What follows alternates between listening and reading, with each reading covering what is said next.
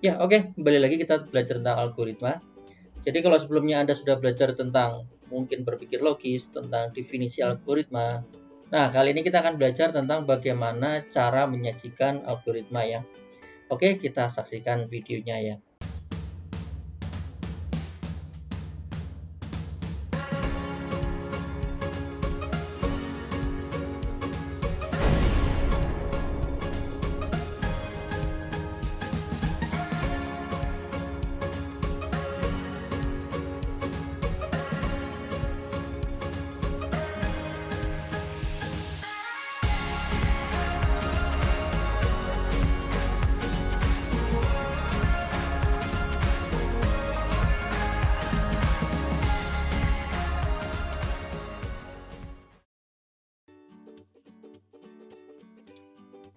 Ya, sesuai dengan video kita sebelumnya. Jadi kalau Anda sudah lihat video sebelumnya bahwa algoritma ini merupakan sebuah formulasi untuk memecahkan masalah ya, baik itu sederhana, sedang maupun kompleks dengan urutan yang sistematis dan logis ya. Oke. Jadi diingat-ingat ya. Jadi urutannya adalah sistematis dan logis ya. Oke. Nah, pada prinsipnya kemarin kita udah lihat di video sebelumnya bahwa algoritma ini bisa kita terapkan atau kita praktekkan di kehidupan sehari-hari ya. Cuman di dalam bidang IT mungkin lebih spesial bahwa algoritma itu juga bisa diterapkan dalam bahasa pemrograman tertentu ya. Nah, sekarang kita coba masuk bagaimana cara menyajikan algoritma. Jadi menyajikan ini dalam artian bagaimana cara menampilkan ya. Mau dalam bentuk apa, apakah visual, apakah tulisan, ataukah gambar. Nah, ini kita akan bahas di sesi video kali ini ya. Ya, jadi saya ulang lagi bahwa algoritma ini pada prinsipnya adalah sebuah formula atau sebuah langkah-langkah kerja ya. Jadi langkah-langkahnya mungkin ada urut-urutannya, kadang misalnya di urutan kesekian kembali lagi ke urutan nomor 3 untuk melakukan pengecekan apa ya, misalnya seperti itu ya. Nah, bagaimana cara menyajikan urutan-urutan ini nanti akan kita jelaskan ya. Ada beberapa cara dan ada beberapa teknik dan mungkin Anda bisa pelajari dan bisa Anda coba ya. Nah, selain itu sebenarnya tujuan kenapa kita harus menyajikan algoritma, karena algoritma itu kadang-kadang harus kita dokumentasikan. Dokumentasikan dalam artian kita pengen membuat catatan atau membuat dokumentasinya supaya apa? Supaya nanti ketika ada orang lain yang pengen baca atau ada orang lain pengen belajar atau ada orang lain yang pengen implementasi, nah tinggal membaca dari bentuk penyajian algoritma tadi ya. Jadi kan tidak mungkin kalau kita bilang algoritma kita hanya ucapkan secara verbal gini ya, nggak mungkin ya. Oh urutannya ini dan seterusnya, rasanya tidak mungkin ya.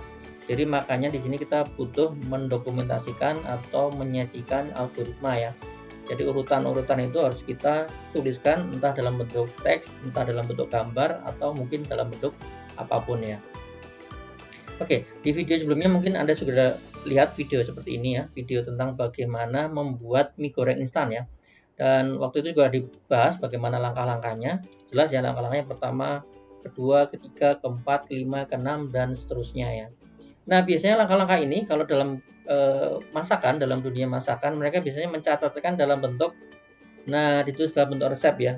Kenapa dalam bentuk resep? Karena supaya apa? Supaya tadi mudah didokumentasikan. Tujuannya apa? Supaya nanti ada orang lain membuat makanan yang sama atau membuat kue yang sama dengan resep yang sudah ada, dengan urutan yang sama, diharapkan nanti menghasilkan sebuah makanan sesuai yang diharapkan sama si penulis resep ya. Jadi penulis resep itu membuat langkah-langkahnya, pertama misalnya harus menyiapkan apa, kemudian harus melakukan apa dan sebagainya, dan harapannya dengan ukuran yang sama ditulis dengan takaran yang pas ya, nanti dia bisa menghasilkan makanan sesuai yang digambarkan di sini atau sesuai yang diharapkan sama penulis resep ya. Oke, di sini kita coba masuk. Nah, oke, di sini kita coba masuk. Jadi ada banyak cara untuk menyajikan algoritma ya. Cara pertama adalah menggunakan deskriptif, dalam artian menggunakan tulisan ya. Entah tulisan tangan atau tulisan, artinya bukan dalam bentuk gambar ya di sini ya, dalam bentuk tulisan. Boleh tulisan tangan, boleh tulisan ketik ya, deskriptif. Yang kedua flowchart, yang ketiga pseudocode atau kode semu, pseudocode ya. Dan mungkin masih ada beberapa cara yang lain ya. Mungkin ada beberapa orang-orang yang menyajikan algoritma dalam cara mereka dan bentuk mereka. Cuma di sini yang umum dilakukan adalah kurang lebih seperti ini. Ada 3 sebenarnya ya. Oke. Kita coba masuk ke penjelasan dari masing-masing cara yang tadi ya. Oke, yang pertama adalah penyajian algoritma dalam bentuk deskriptif ya. Nah, di sini ada contoh. Dicontohkan di sini adalah ada contoh program penjumlahan. Jadi di sini kita harus jelaskan ya. Bagaimana di sini dicontohkan bagaimana supaya komputer itu mampu melakukan proses penjumlahan ya dengan angka yang dimasukkan oleh user atau pengguna. Nah, jadi di sini contohnya seperti ini ya, diberikan dua buah bilangan bulat ya, bilangan bulat A dan B. Algoritma penjumlahan mencari hasil penjumlahan nilai A dan B ya. Oke.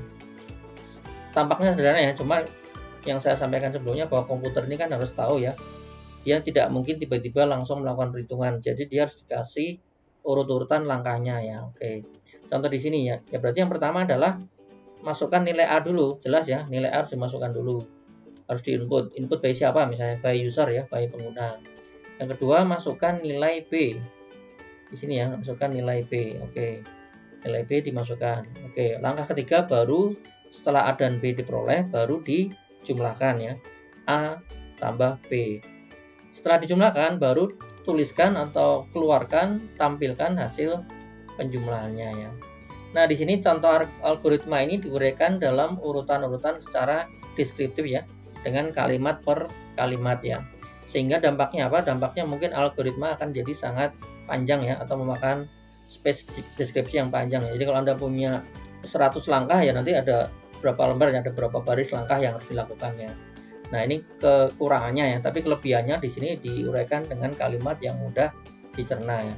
Oke, kita masuk contoh yang kedua. Mungkin ini agak sedikit matematik ya. Contoh kedua adalah algoritma menghitung luas lingkaran. Yang seperti saya sebutkan sebelumnya bahwa komputer kan tidak akan bisa mengeksekusi kalau kita tidak berikan urutan langkah-langkahnya ya. Oke. Nah, ini contohnya. Jadi contohnya seperti ini. Contohnya adalah menghitung luas lingkaran, karena luas lingkaran itu yang diketahui apa ya? Itu hanya jari-jari ya, atau diameter. Oke, jadi algoritmanya akan menerima inputan atau masukan berupa jari-jari lingkaran. Kemudian menghitung luasnya, lalu cetak luasnya ke piranti keluaran. Dalam artian ini adalah komputer ya. Komputer outputnya lewat apa ya sebenarnya. Jadi di sini ada deskripsinya. Ya, yang pertama dia harus membaca jari-jari. Kemudian step kedua adalah hitung luas, di mana hitung luas harus kita masukkan juga rumusnya kan. Karena tadi saya sampaikan komputer itu juga tidak pintar-pintar amat ya, harus kita definisikan rumusnya. Rumus lingkaran adalah PR kuadrat ya. P dikali jari-jari dikali jari-jari ya. Oke. Kemudian langkah ketiga adalah tampilkan luas ke layar ya, artinya ditampilkan ke monitor komputer ya. Jadi ini saya ulang kembali bahwa untuk beberapa hal, karena komputer itu dalam tanda kutip ya bodoh, pastikan komputer juga ada pekerjaan untuk membaca inputan dari user atau pengguna. Karena komputer ini kan ibaratnya mau berinteraksi dengan pengguna kan ya, dari usernya siapa, harus memasukkan apa supaya dia bisa menghasilkan apa ya. Jadi kalau komputer kan gitu kan, ketika Anda mengetikkan sesuatu, enter angka 12, enter, nanti komputer akan memproses apa ya. Oke, jadi nggak mungkin tiba-tiba komputer itu langsung mengerjakan sesuatu ya, jadi harus dikasih inputan dulu ya, dikasih masukan dulu. Dikasih masukan, dengan inputan apa atau masukan itu dia akan melakukan proses apa ya. Kemudian perintahkan komputer untuk melakukan proses perhitungan tertentu ya.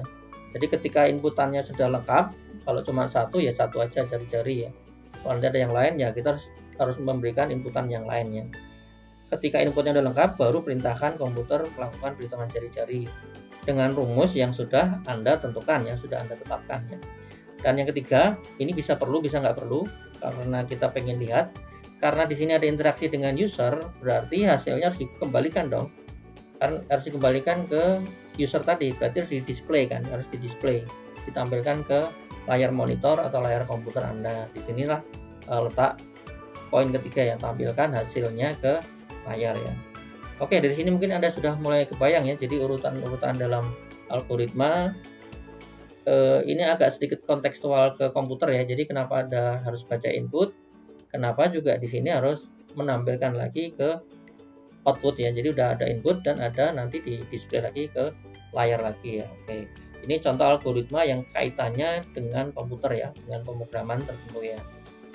Nah, oke, sekarang kita akan bahas penyajian algoritma dalam bentuk flowchart ya, dalam bentuk flowchart ya. Mungkin dari namanya mungkin ada sudah mulai kebayang ya, ada flow, ada chart ya, atau diagram alir ya, diagram alir. Jadi dari bentuknya aja sudah kita tahu bahwa bentuknya nanti adalah ada aliran ya, ada diagram alir, jadi ada aliran mengalirnya kemana ya. Oke, contoh bentuknya ya. Nah, ini contohnya mirip yang tadi. Ini adalah contoh menghitung luas persegi panjang ya. Contoh di sini adalah menghitung luas persegi panjang. Nah, di sini karena ini menggunakan flowchart, nanti di sini menggunakan simbol-simbol tertentu ya. Nanti di video selanjutnya akan kita bahas simbol-simbol ini artinya apa. Cuman di sini saya baru akan memperkenalkan terlebih dahulu ya. Jadi di sini disampaikan bahwa menggunakan simbol-simbol tertentu yang sudah disepakati ya. Artinya disepakati ya, semua orang sepakat bahwa simbol ini untuk ini ya. Jadi jangan sampai berbeda-beda ya. Jangan sampai semuanya menggunakan kotak semuanya ini ya. Jadi masing-masing bentuk ini ada artinya ya. Kenapa ini seperti ini, kenapa ini kotak, kenapa yang ini bentuknya seperti ini sudah ada kesepakatannya. Nanti kita bahas di video selanjutnya ya. Oke, kemudian di sini saya akan bahas dulu ya. Jadi karena bentuknya seperti ini, jadi lebih pack ya, lebih pack itu lebih singkat dan mungkin mudah dibaca. Dan yang ini aliran flow-nya akan lebih jelas karena ada panahnya. Jadi nanti ada panahnya. Bahkan nanti kalau Anda lihat dalam beberapa flowchart, nanti ada panahnya balik ke atas misalnya. Jadi nanti akan paham misalnya ada salah di mana atau ada logika mana, dia akan kembali ke atas ya. Nah, inilah kelebihan menggunakan flowchart ya. Oke. Sebenarnya cara kerjanya juga sama. Di sini Anda lihat ya cara kerjanya. Kalau Anda lihat di sini ada mekanisme yang pertama adalah membaca read ya, membaca itu atau membaca masukan atau inputan ya, ada input. Jadi inputnya diberikan oleh siapa? Diberikan oleh user ya. Read panjang dan read lebar. Berarti menerima inputan panjang dan lebar. Jadi nanti user akan menginputkan panjang, menginputkan lebar. Oke. Setelah diinput, lanjut ke proses selanjutnya yaitu menghitung luas. Luas di sini dihitung menggunakan panjang dikali lebar ya. Oke. Nah, tahap selanjutnya adalah display. Sama ya mirip tadi ya, display atau mengoutputkan, menampilkan. Nah, di sini menggunakan write atau display boleh ya. Write luas. Jadi luas yang di sini akan dimunculkan di bagian sini. Oke. Kemudian kalau menggunakan flowchart biar tahu awalan dan akhiran, biasanya akan diberikan ada notasi start dan notasi end-nya. Oke, cuma nanti dalam bentuk flowchart kita akan lihat beberapa bentuk yang sebenarnya bisa beraneka ragam, tetapi intinya kurang lebih sama ya. Saya tunjukkan seperti ini. Nah, mirip ya, ini fungsinya sama, cuman cara menulisnya agak berbeda, nggak masalah. Yang penting orang udah paham bahwa di sini dia menginputkan panjang dan lebar. Oke. Di sini luas sama dengan menggunakan sama dengan ya, panjang dikali lebar. Karena di panjang dan lebar sudah diinputkan di sini ya. Jadi tidak boleh komputer tiba-tiba melakukan perhitungan tanpa inputan ya. Karena kalau tanpa inputan dia taunya panjang dan lebar dari mana ya. Anda harus definisikan dulu misalnya panjangnya berapa dan lebarnya berapa ya. Nah, kemudian di sini selanjutnya setelah dihitung luasnya langsung ditampilkan dan dia menggunakan di sini digunakan istilahnya output ya. Output atau display ya, display luas ya. Oke, inilah bentuk contoh flowchart. Jadi kelihatan ya ada alirannya ya. Panahnya ini sangat membantu kita ya. Habis ini kemana? Oke, habis ini kemana? Habis ini kemana? Makanya disebut sebagai flowchart atau diagram alir ya, diagram alir. Oke, contoh yang kedua. Contoh yang kedua ini hampir mirip. Bedanya adalah sekarang dia menghitung luas lingkaran ya, mirip yang seperti sebelumnya. Jadi di sini contohnya juga sama, ada start sama end, ada mulai dan selesai. Kemudian ada sesi untuk input. Nah, di sini harus Anda hati-hati. Kalau karena ini lingkaran, berarti yang diinput cukup jari-jari saja ya. Jari-jari lingkaran. Oke. Setelah komputer paham yang diinputkan apa, baru komputer disuruh melakukan perhitungan proses luasnya ya. Jadi luas sama dengan pi dikali jari-jari dikali jari-jari ya, pi r kuadrat.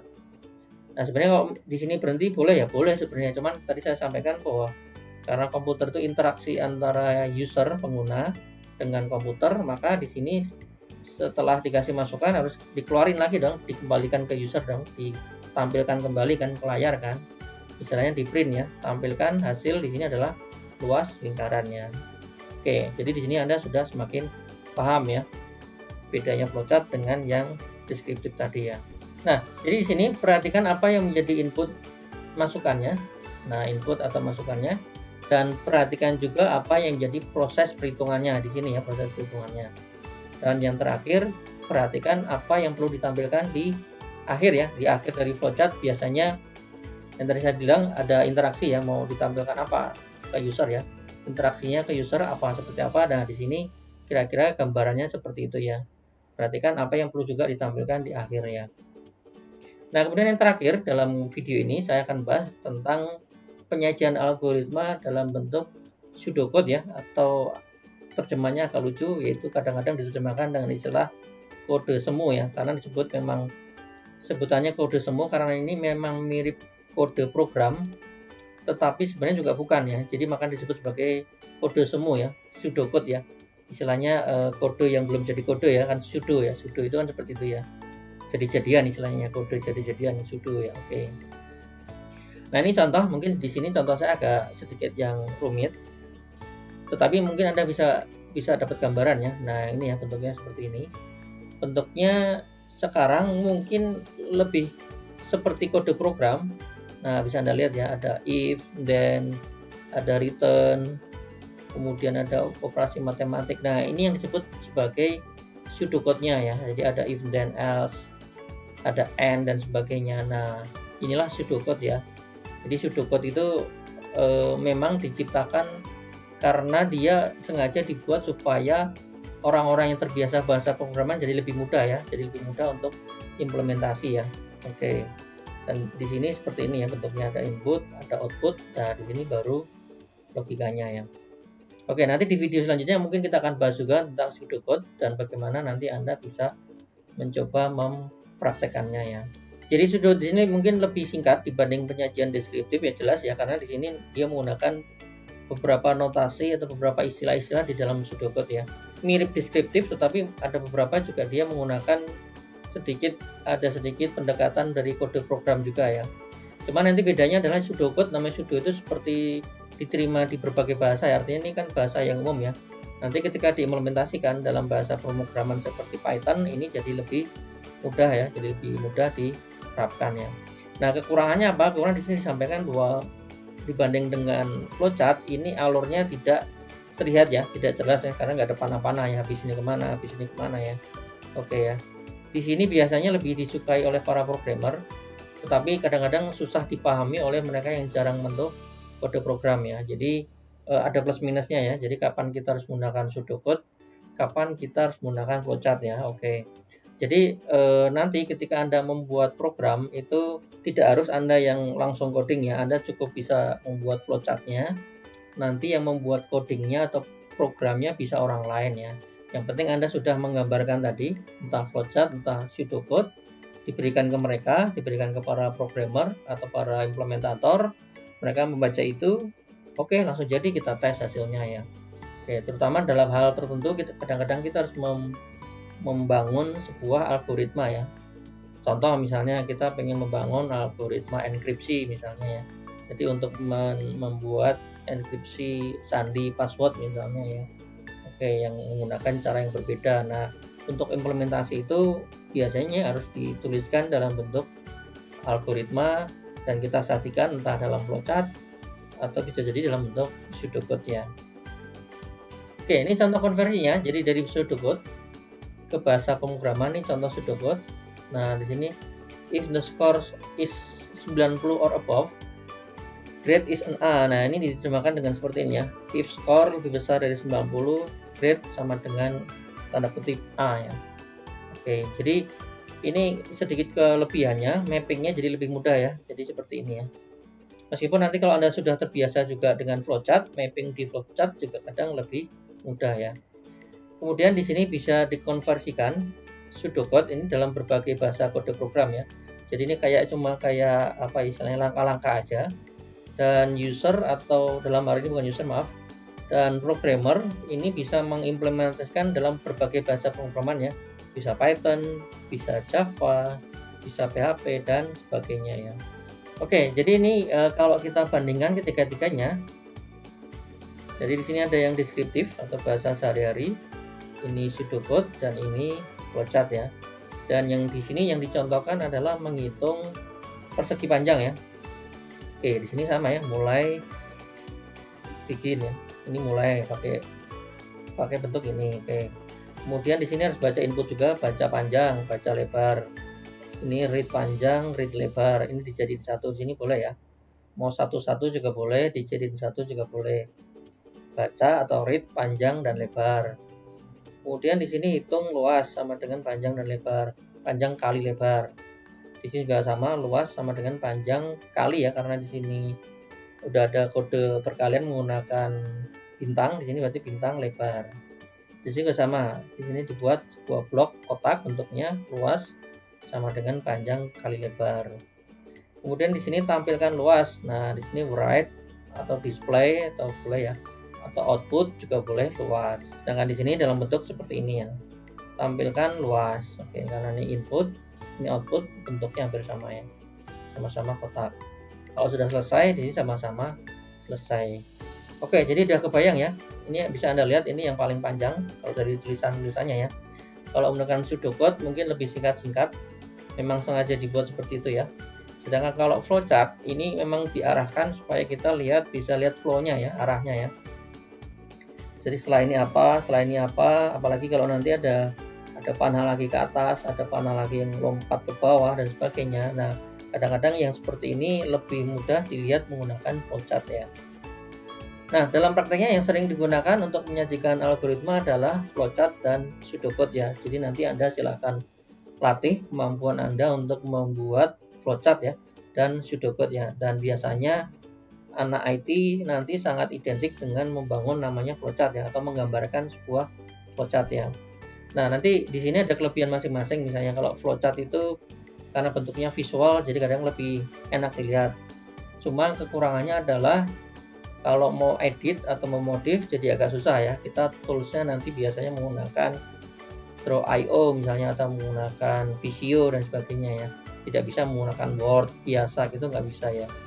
Sedangkan kalau pseudocode itu mungkin lebih enaknya adalah dia lebih mudah ditulis ya, bisa menggunakan word processor atau yang menggunakan Word, dan modifikasinya juga mudah ya. Cuma sayangnya nanti visualisasinya agak lebih susah dicerna ya. Nah, seperti ini ya. Jadi Anda sudah ada bayangan ketiga-tiganya, yang deskriptif, bahasa sehari-hari, pseudocode, dan ini yang menggunakan flowchart ya.